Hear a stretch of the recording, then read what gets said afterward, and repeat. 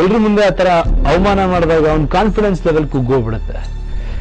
ಪ್ರೀತಿ ಇಲ್ಲದ ಮೇಲೆ ಆ ಒಂದು ಸೀರಿಯಲ್ ನನಗೆ ಸಿಕ್ಕಿದ್ದು ಭಾಳ ದೊಡ್ಡ ತಿರುವು ಅಂತ ಹೇಳ್ಬೋದು ನನ್ನ ಲೈಫಲ್ಲಿ. ಫೋಟೋಸ್ ತೆಗೆಸ್ಕೊಡ್ತೀನಿ, ನೋಡ್ತೀನಿ ಸರ್ ಫ್ರೀ ಇದ್ರೆ ತೆಗೆಸ್ಕೊಡ್ತೀನಿ ಅಂದೆ. ಏನ್ರಿ ಹಿಂಗೆ ಮಾತಾಡ್ತೀರಾ, ಫೋಟೋ ನಿಮ್ಗೆ ಚಾನ್ಸ್ ಬೇಕಂದ್ರೆ ಫೋಟೋ ಇಲ್ಲದೆ ಇದಾಗತ್ತಾ? ನಿಮ್ಮ ಡೇಟ್ ಆಫ್ ಬರ್ತ್ ಹೇಳಿ ಸರ್, ನಿಮ್ಮ ಡೇಟ್ ಆಫ್ ಬರ್ತ್ ಹುಟ್ಟಿದ ಟೈಮಿಂಗು ಅಂತ. ನನಗೆ ಅರ್ಥ ಆಗಲಿಲ್ಲ. ಡೇಟ್ ಆಫ್ ಬರ್ತ್ ಹುಟ್ಟಿದ ಟೈಮಿಂಗ್ ಯಾಕಪ್ಪ ಅಂದೆ. ಇಲ್ಲ ಸರ್ ಜಾತಕ ಎಲ್ಲ ಕೇಳ್ಬೇಕು ಸರ್, ನೀವು ನಿಮ್ದು ಅಂಥ ದೊಡ್ಡ ಹಿಟ್ ಕೊಟ್ಟಂಥ ನಿರ್ಮಾಪಕರು ನೋಡಿದ್ದೀನಿ ಅಂತಂದರು. ಇನ್ಯಾರೋ ನಾನು ನೋಡೇ ಇಲ್ಲ ಅಂದರು. ನಾನು ಬೇಕು ಅಂತ ಕರೆದು ನಡವಳಿಕೆಗಳು ಹೇಗೆ, ಒಂದು ಪೋಸ್ಟರ್ ಇಲ್ಲ, ಸಿನಿಮಾ ಹೋಗಿ ಶುರು ಆದರೆ ಫಸ್ಟ್ ಹಾಫ್ ಮುಗಿದೋಯ್ತು, ನಾನು ಬರಲೇ ಇಲ್ಲ. ಎಲ್ಲ ನೋಡ್ತಾ ನಿನ್ನ ಈ ಸಿನಿಮಾ ಮಾಡಿದ್ಯಾನೋ, ಹೀರೋ ಅಂಚೆ ಇದೆಯೇನೋ ಅಂತ ಕೇಳ್ತಾ ಇದ್ದಾರೆ ಎಲ್ಲ. ಸೆಕೆಂಡ್ 4 ಶೋನು ನೀಟಾಗಿ ಮಾಡಿಬಿಟ್ಟೆ, ಒಂದೇ ಸಲ ಮಾಡಿಬಿಟ್ಟೆ, ಒಂಚೂರು ಡೈಲಾಗ್ ಮಿಸ್ ಮಾಡಲಿಲ್ಲ. ಫುಲ್ ಖುಷಿಯಾಗೋದ್ರು ಅವ್ರು. ಕಿಟ್ಟಿ ಅಂಕಲ್ ಪರವಾಗಿಲ್ಲ ಬಿಡಲೇ, ಇದು ಬಿಡ್ದಂಗೆ ಇದು ಮಾಡ್ಕೊಂಬಿಟ್ಟು ಆಮೇಲೆ ಬರಣ ಸರ್ ಹತ್ರ ಕೇಳ್ಸಿದ್ರು, ಹೆಂಗೆ ನಮ್ಮ ಹುಡುಗ ಆದರು. ಅವ್ರು ಬರಣ ಸರ್ ಚೆನ್ನಾಗಿ ಮಾಡಿದೆ ಬಿಡಪ್ಪ, ವೆರಿ ಗುಡ್, ಮಾಡು ಪ್ರಾಕ್ಟೀಸ್ ಮಾಡು ಅಂತ ಇದು ಮಾಡೋದು. ಅಲ್ಲಿಂದ ಶುರು ಆಯಿತು ಜರ್ನಿ ರಂಗಭೂಮಿ. ಒಂದೇ ದಿನ ಪ್ರಾಕ್ಟೀಸ್ ಮಾಡಿ ಅದನ್ನು ಮಾಡಿದ್ದೆ ನಾನು. ಅದನ್ನ ನೋಡಿ ನನಗೆ ಸೀರಿಯಲ್ ಅವಕಾಶ ಬಂತು. ಉತ್ತರಾಯಣ ಅಂತ ಒಂದು ಸೀರಿಯಲ್ ಮಾಡಿದೆ. ತುಂಬ ಇಂಟ್ರೆಸ್ಟಿಂದ ಚೆನ್ನಾಗಿ ಮಾಡಬೇಕು, ಬಯಸ್ಕೋಬಾರ್ದು, ಅಥವಾ ನನಗೆ ಇನ್ನೊಬ್ರು ನನಗೇನಾದ್ರು ನನಗೆ ಕೊಟ್ಟ ಕೆಲಸ ನಾನು ಕರೆಕ್ಟಾಗಿ ಮಾಡಲ್ಲ, ನನಗೆ ನಿದ್ದೆ ಬರಲ್ಲ. ಅವತ್ತು ಕಲಿಯೋಕ್ಕೆ ಶುರು ಮಾಡಿದೆ ನಾನು. ಕಲಿತಾ ಯಾವ ಲೆವೆಲ್ಗೆ ಆಯ್ತು ಅಂದರೆ, ಅಲ್ಲಿ ಹೋದಾಗ ಫಸ್ಟ್ ಇನ್ಸಲ್ಟ್ ಮಾಡೋರು. ಒಬ್ಬ ವ್ಯಕ್ತಿ ಪಾಪ ಅದು ಏನು ತಪ್ಪು ಅನ್ನೋದಕ್ಕೋಸ್ಕರ ನಾನು ಹೇಳ್ತೀನಿ, ನನಗೆ ಏನು ದ್ವೇಷ ಗೀಷ ಅಂತೇನಿಲ್ಲ. ನಾನು ಆ್ಯಕ್ಟ್ ಬಾಪ ಡಾಕ್ಟರ್ ರಾಜ್ಕುಮಾರ್, MGR, ಶಿವಾಜಿ ಗಣೇಶನ್, ಬಾ ನಿಂದೆ ಶಾರ್ಟ್ ನೆಕ್ಸ್ಟು ಅಂತ. ನಾನು ಆ ಕ್ಷಣ 10 ಜನದ ಮುಂದೆ ಅವನಿಗೆ ಜೋಕು, ಅವನ ಬಿಲ್ಡಪ್ ಎಲ್ಲ ಮಾತಾಡ್ತಿದ್ದ. ಆದರೆ ಒಬ್ಬ ಬಡ್ಡಿಂಗ್ ಆ್ಯಕ್ಟರ್ ಅಥವಾ ಒಬ್ಬ ನಟ ಬಂದವನಿಗೆ ಎಲ್ರ ಮುಂದೆ ಆ ಥರ ಅವಮಾನ ಮಾಡಿದಾಗ ಅವ್ನ ಕಾನ್ಫಿಡೆನ್ಸ್ ಲೆವೆಲ್ ಕುಗ್ಗೋಗ್ಬಿಡುತ್ತೆ. ನನಗೂ ಆ ಥರದ್ದು ಒಂದು ಇನ್ಸಿಡೆಂಟ್ ಆಗ್ತಾ ಇದ್ರೆ ನನಗೂ ಒಂಥರ, ನನಗೆ ಏನಾದ್ರು ಹಂಗೆ ಮಾಡಿದ್ರೆ ನಾನು ಜಾಸ್ತಿ ಮಾಡ್ತೀನಿ ಅದನ್ನು. ಪ್ರೀತಿ ಇಲ್ಲದ ಮೇಲೆ ಆ ಒಂದು ಸೀರಿಯಲ್ ನನಗೆ ಸಿಕ್ಕಿದ್ದು ಭಾಳ ದೊಡ್ಡ ತಿರುವು ಅಂತ ಹೇಳ್ಬೋದು ನನ್ನ ಲೈಫಲ್ಲಿ. ಯಾಕಂದರೆ ಆ ಒಂದು ಸೀರಿಯಲಲ್ಲಿ ಅನಂತ್ ನಾಗ್ ಅವರು, ಪಿ ಜಯಶ್ರೀಮ್ಮ, ಆಮೇಲೆ ಪದ್ಮಜಾರ, ಅಚ್ಯುತ್, ರಾಜೇಶ್, ಶ್ರುತಿ ನಾಯ್ಡು, ಅಪರ್ಣ ಅವರು, ಗ್ರೀಷ್ಮ, ತುಂಬ ಎಲ್ಲ ಒಳ್ಳೊಳ್ಳೆ ಕಲಾವಿದರ ಜೊತೆ ನಾನು ಆ್ಯಕ್ಟ್ ಮಾಡೋವಂಥ ಒಂದು ಅವಕಾಶ. ಹೊಸಬ್ರು ನಟರಿಗೆ ತುಂಬಾ ಭಾಳ ಕಾಟ ಕೊಡ್ತಾರೆ, ಒಂಥರ ಅವಮಾನಗಳಿರುತ್ತೆ. ಹೆಸರೇಳಲ್ಲ. ಒಂದು ಸಲ ಏನಾಯ್ತು ಅಂದರೆ, ಒಬ್ರು ಯಾರು ನನಗೆ ಬಂದು ಒಂದು ಫಿಲ್ಮ್ ಆಫರ್ ಮಾಡಿದ್ರು. ಆ್ಯಕ್ಚುಲಿ ಪ್ರೊಡಕ್ಷನ್ ಮ್ಯಾನೇಜರ್ ಕಡೆಯಿಂದ ನನಗೊಂದು ಫೋನ್ ಬಂತು.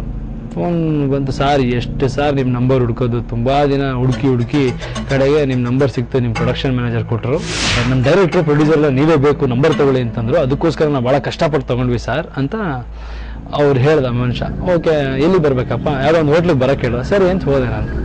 ಹೋದಾಗ ಅವ್ನ ಕೆಳಗೆ, ಏನು ಸರ್ ನಮ್ಮ ಡೈರೆಕ್ಟರ್ ಪ್ರೊಡ್ಯೂಸರ್ ಎಲ್ಲ ನಿಮ್ಮ ಬಗ್ಗೆ ಸಿಕ್ಕಾಪಟ್ಟೆ ಇದು ಮಾಡ್ಕೊಂಬಿಟ್ಟಿದ್ದಾರೆ, ನಿಮ್ಮನ್ನು ನೋಡಬೇಕು ಅಂತಿದ್ದಾರೆ ಸರ್, ಮೇಲ್ಗಡೆ ಇದ್ದಾರೆ ಹೋಗಿ ಸರ್ ಅಂತ. ಸರಿ ಅಂತ ಹೋದೆ. ಮೇಲೆ ಹೋದ ತಕ್ಷಣ ಡೋರ್ ನಾಕ್ ಮಾಡ್ಬಿಟ್ಟು ಒಳಗೆ ಹೋದ ತಕ್ಷಣ ಅವ್ರೇನೋ ಕೆಲಸ ಮಾಡ್ತಾ ಕೂತಿದ್ದಾರೆ. ಸುಮ್ಮನೆ ಹಿಂಗೆ ನೋಡಿದ್ರು, ಏನೋ ಒಂಥರ ಏನೋ ಪರಿಚಯ ಇಲ್ದಾರೆ ಹಿಂಗೆ ನೋಡ್ಬಿಟ್ಟು, ಹೇಳಿ ಅಂದರು. ನಮಸ್ಕಾರ ಸರ್, ಯಶ್ ಅಂತ, ಆರ್ಟಿಸ್ಟ್ ಅಂತ. ಹಾಂ ಯಾವ್ದು ಮಾಡಿದ್ದೀರಾ ಅಂದರು. ಅವ್ನ ಕೆಳಗಡೆ ಹೇಳಿದ ನನಗೆ, ನೀವೇ ಬೇಕು ಅಂತ ಅವರು ಅಷ್ಟು ಇದು ಮಾಡಿದ್ದಾರೆ ಅಂತ. ಹಿಂಗೆ ನೋಡಿದ್ರೆ ಯಾವ್ದು ಮಾಡಿದ್ದೀರಾ ಅಂದರು. ನಾನು ಹಿಂಗೆ 1-2 ಸೀರಿಯಲ್ ಮಾಡಿದ್ದೀನಿ ಸರ್. ಓಕೆ ಫೋಟೋಸ್ ಇದೆಯಾ ನಿಮ್ಮದು ಅಂದರು. ಫೋಟೋಸ್ ಇಲ್ಲ ಸರ್. ಫೋಟೋಸ್ ಇಲ್ವಾ? ಕಲಾವಿದರು ಫೋಟೋಸ್ ಇಟ್ಕೋಬೇಕ್ರಿ, ಫೋಟೋಸಿಂದ ತಾನೇ ಇದಾಗೋದು. ಫಸ್ಟ್ ನೀವು ಫೋಟೋ ಕೊಟ್ಟು ಹೋಗಿ, ಆಮೇಲೆ ನಾವು ಮಾತಾಡ್ತೀವಿ. ನಂಗೆ ತಕ್ಷಣ ಗೊತ್ತಾಗೋಯ್ತು ಏನೋ ಇದು ಮಾಡ್ತಿದ್ದಾರೆ ಅಂತ. ಬೇಜಾರಾಯ್ತು, ನನಗೆ ಹರ್ಟ್ ಆಯ್ತು ಆ್ಯಕ್ಚುಲಿ. ಸರಿ ಫೋಟೋ ತೆಗೆಸ್ಕೊಡ್ತೀರಾ ಅಂದರು. ನಾನು ಇವತ್ತರೆಗೂ ಫೋಟೋ ಶೂಟೇ ಮಾಡಿಸಿಲ್ಲ ಸರ್, ಫೋಟೋಸ್ ತೆಗೆಸ್ಕೊಡ್ತೀನಿ, ನೋಡ್ತೀನಿ ಸರ್ ಫ್ರೀ ಇದ್ರೆ ತೆಗೆಸ್ಕೊಡ್ತೀನಿ ಅಂದೆ. ಏನ್ರಿ ಹಿಂಗೆ ಮಾತಾಡ್ತೀರಾ, ಫೋಟೋ ನಿಮ್ಗೆ ಚಾನ್ಸ್ ಬೇಕಂದ್ರೆ ಫೋಟೋ ಇಲ್ಲದೆ ಇದಾಗತ್ತಾ? ಇಲ್ಲ ಸರ್, ನಾನೇನು ಚಾನ್ಸ್ ಬೇಕು ಅಂತ ಕೇಳಿರಲಿಲ್ಲ, ಈ ಥರ ಏನೋ ನನ್ನ ನೀವು ಬೇಕು ಅಂತ ಕರೆದ್ರು ಅಂತ ಹೇಳಿದ್ರು. ಸರಿ ಆಯ್ತು, ಹೇಳಿ ಕಳಿಸ್ತೀವಿ, ಹೋಗಿ ಫೋಟೋಸ್ ಕಳಿಸಿ. ಆಯ್ತು ಸರ್ ಕೊಡ್ತೀನಿ ಬಂದ್ಬಿಡ. ಇಮಿಡಿಯೇಟ್ ಮತ್ತೆ ಆ ಪ್ರೊಡ್ಯೂಸರ್ ಕಡೆಯಿಂದ ಫೋನ್ ಬಂತು. ನಾನು ಇನ್ನೊಂದ್ಸಲ ಫೋನ್ ಮಾಡೋದು, ನಿಮ್ಮ ಡೇಟ್ ಆಫ್ ಬರ್ತ್ ಹೇಳಿ ಸರ್, ನಿಮ್ಮ ಡೇಟ್ ಆಫ್ ಬರ್ತ್ ಹುಟ್ಟಿದ ಟೈಮಿಂಗು ಅಂತ. ನನಗೆ ಅರ್ಥ ಆಗಲಿಲ್ಲ. ಡೇಟ್ ಆಫ್ ಬರ್ತ್ ಹುಟ್ಟಿದ ಟೈಮಿಂಗ್ ಯಾಕಪ್ಪ ಅಂದೆ. ಇಲ್ಲ ಸರ್ ಜಾತಕ ಎಲ್ಲ ಕೇಳ್ಬೇಕು ಸರ್, ನೀವು ನಿಮ್ದು ಜಾತಕ ಹೆಂಗಿದೆ, ಟೈಮ್ ಹೆಂಗಿದೆ ಅಂತ ಫಿಲಮ್ ಪ್ರೊಡ್ಯೂಸ್ ಮಾಡೋದು. ನನ್ನ ಆ್ಯಕ್ಟಿಂಗ್ ನೋಡಿ ನೀವು ಸಿನಿಮಾ ಚಾನ್ಸ್ ಕೊಟ್ಟರೆ ಕೊಡಿ, ನನ್ನ ಡೇಟ್ ಆಫ್ ಬರ್ತು ನನ್ನ ಇದನ್ನೆಲ್ಲ ನೋಡ್ಕೊಂಡು ನನ್ನ ಹತ್ರ ನೀವು ಬರಬೇಡಿ. ನನ್ನ ಡೇಟ್ ಆಫ್ ಬರ್ತ್ ಚೆನ್ನಾಗಿದೆ, ಯಾರ್ದು ಅದೃಷ್ಟ ಚೆನ್ನಾಗಿದೆ ಅವ್ನು ಆ್ಯಕ್ಟ್ ಮಾಡಿಬಿಡ್ತಾನ. ನನ್ನ ಒಂದು ಕೆಪಾಸಿಟಿ ಮೇಲೆ, ನನ್ನ ಟ್ಯಾಲೆಂಟ್ ಮೇಲೆ ಕೊಡಿ ಅವಕಾಶ ಕೊಟ್ಟರೆ. ಇಡಾಯ ಫೋನು ಅಂದರೆ ನನಗೆ ಸಖತ್ ಇಟ್ಕೊಂಡ್ಬಿಟ್ಟಿತ್ತು. ಅವ್ನು ತಕ್ಷಣ ಕಟ್ ಮಾಡಿದ್ರೆ. ಆಮೇಲೆ ಪ್ರೊಡ್ಯೂಸರೇ ಫೋನ್ ಮಾಡ್ಕೊಂಡು ನಮ್ಮ ಮನೆಗೆ ಬಂದ್ಬಿಟ್ಟಿದ್ದಾರೆ, ನಮ್ಮ ಮನೆಗೆ ಹುಡ್ಕೊಂಡ್ಬಂದ್ಬಿಟ್ಟಿದ್ದಾರೆ. ಡೇಟ್ ಆಫ್ ಬರ್ತ್ ಹೆಂಗೋ ತಿಳ್ಕೊಂಡು ಏನೋ ಒಳ್ಳೆ ಟೈಮ್ ಇದೆ, ಒಳ್ಳೇದಿದೆ, ಏನೋ ಇದೆ ಅಂತ ಅವ್ರು ಬಂದ್ಬಿಟ್ಟು ಈ ಥರ ಎಲ್ಲ ನಿಮ್ಗೆ ಭಾಳ ಒಳ್ಳೆ ಟೈಮ್ ಇದೆ, ತಪ್ಪು ತಿಳ್ಕೊಬೇಡಿ, ನಾವು ಎಲ್ಲರನ್ನೂ ಒಂದೇ ಥರ ನೋಡೋಕ್ಕಾಗಲ್ಲ, ಸುಮ್ಮನೆ ಜನರಲ್ ಆಗಿ ನಿಮ್ಮ ಹತ್ರ ಮಾತಾಡಿದ್ವಿ ಅಷ್ಟೇ, ಮಾಡೋಣ ಸಿನಿಮಾ, ನಿಮ್ಗೊಂದು ಸಿನಿಮಾ ಪ್ರೊಡ್ಯೂಸ್ ಮಾಡ್ತೀವಿ, ನೀವೇ ಹೀರೋ ಮಾಡಿ. ಓಕೆ ಆಯ್ತು. ಪಾಪ ಮನೆಗೆ ಹುಡ್ಕೊಂಬಂದಿದ್ದಾರೆ ನಿರ್ಮಾಪಕರು, ಇನ್ನೂ ನಾನು ಸೀರಿಯಲ್ ಇದ್ದಂಥ ಟೈಮು. ಖುಷಿ ಆಯಿತು. ಸರಿ ಸರ್ ಆಯಿತು ಮಾಡೋಣ. ಏನು ಟೆಕ್ನಿಷಿಯನ್ಸ್ ಯಾರ್ಯಾರು ಸರ್?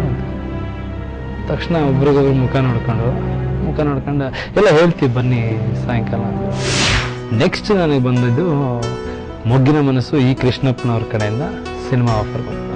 ಶಶಾಂಕ್ ಸರ್ ಮತ್ತು ನಮ್ಮ ಗಂಗಾಧರ್ ಅವರು ಎಕ್ಸಿಕ್ಯೂಟಿವ್ ಪ್ರೊಡ್ಯೂಸರ್. ನನ್ನ ಫ್ರೆಂಡು ಗೋವಿಂದು ಅಂತ ಒಬ್ಬ ಇದ್ದಾನೆ.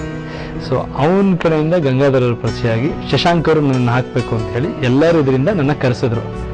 ವ್ಯಕ್ತಿಗಳು ಹೇಗಿರ್ತಾರೆ, ದೊಡ್ಡ ವ್ಯಕ್ತಿಗಳು, ಅವ್ರ ನಡವಳಿಕೆ, ಅವ್ರ ದೊಡ್ಡತನ ಅಲ್ಲೇ ಗೊತ್ತಾಗುತ್ತೆ ಅನ್ನೋದಕ್ಕೆ ಅವರು ಎಷ್ಟು ಮುಂಗಾರು ಮಳೆ ಅಂತ ಒಂದು ದೊಡ್ಡ ಸಕ್ಸಸ್ ಆಗಿತ್ತು ಜಸ್ಟ್ ಆ ಬ್ಯಾನರ್ದು. ಶಶಾಂಕ್ ಸರ್ ಅಷ್ಟೇ ಸಿಕ್ಸರ್ ಅನ್ನೋ ಒಂದು ಸಿನಿಮಾ ಮಾಡಿದರು. ಆದರೆ ಅವ್ರು ಕರೆದು ನನ್ನ ಮಾತಾಡಿಸಿದಂಥ ರೀತಿ, ಅವರು ನಡೆಸ್ಕೊಂಡಂಥ ರೀತಿ ಇದೆಯಲ್ಲ, ಇವತ್ತಿಗೂ ನಾನು ಮರೆಯೋಕ್ಕಾಗಲ್ಲ.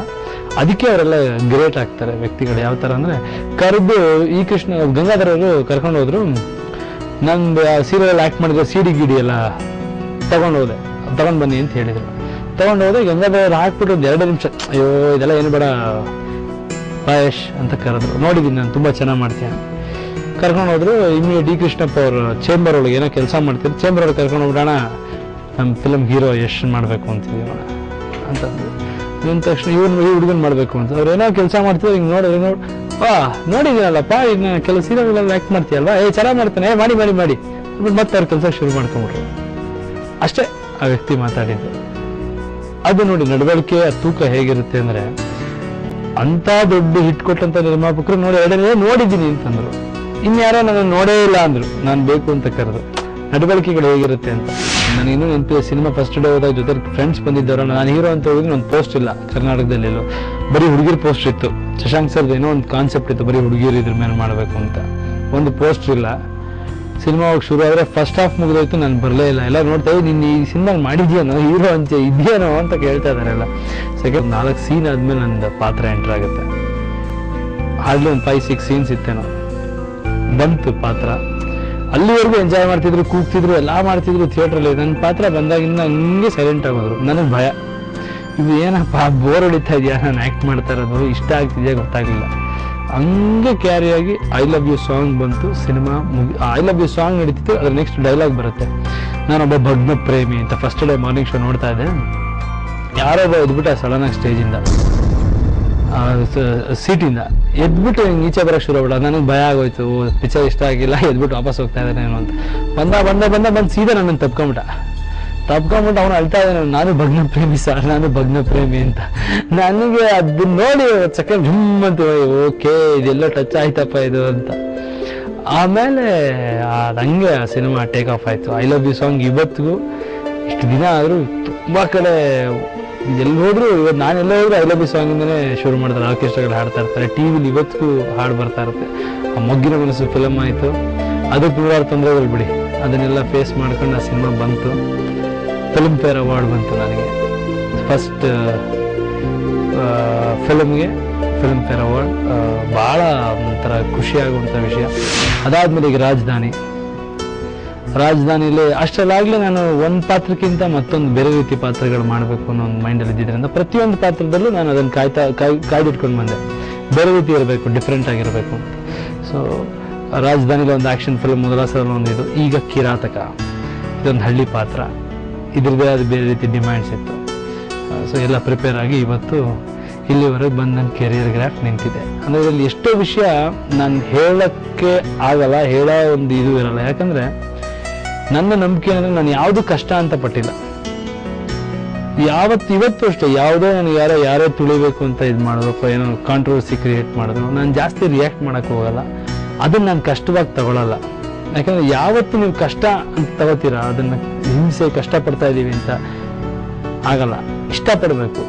ನೀವೇನು ನನಗೆ ಯಾವುದೇ ಪ್ರಾಬ್ಲಮ್ ಇದ್ದರೂ ಆ ಪ್ರಾಬ್ಲಮ್ಗಳನ್ನ ನಾನು ಭಾಳ ಈಸಿಯಾಗಿ ಇದು ಮಾಡ್ತೀನಿ, ಕಷ್ಟಪಡ್ತೀನಿ ಅಂತ ಹೇಳಲ್ಲ ನಾನು. ಇಷ್ಟಪಟ್ಟು ಎಲ್ಲ ಕೆಲಸ ಮಾಡ್ತೀನಿ. ಇವತ್ತವರೆಗೂ ಏನೇ ಆಗಿದ್ರು ಅದೆಲ್ಲ ಆ ಥರದ್ದು ಮಾಡಿದ್ಮೇಲೆ ಲೈಫಲ್ಲಿ ಏನಾದರೂ ಮಾಡೋದಕ್ಕೆ ಸಾಧ್ಯ ಅನ್ಸುತ್ತೆ. ಎಲ್ಲ ರೀತಿ ಕಷ್ಟಪಡಬೇಕಾಗುತ್ತೆ. ಒಂದು 10% ವಿಷಯಗಳು ಹೇಳಿದ್ದೀನಿ ಅಷ್ಟೇ ನಾನು. ಸೊ ಇನ್ನೂ ನಾನು ಇದೊಂದು ಸ್ಟಾರ್ಟ್, ಇನ್ನೂ ಒಳ್ಳೊಳ್ಳೆ ಕೆಲಸಗಳು ಮಾಡೋ ಒಂದು ಗುರಿ ಯೋಜನೆ ಎಲ್ಲ ಇದೆ. ಜನಗಳು ಇವತ್ತು ಪ್ರೋತ್ಸಾಹ ಕೊಟ್ಟಿದ್ದಾರೆ, ಇಷ್ಟೊಂದು ಪ್ರೀತಿ ಆರೈಕೆ ಕೊಟ್ಟಿದ್ದಾರೆ. ಇನ್ನೂ ಒಳ್ಳೊಳ್ಳೆ ಕೆಲಸ ಮಾಡ್ತೀನಿ ಅಂತ ಹೇಳಕ್ಕೆ ಇಷ್ಟಪಡ್ತೀನಿ.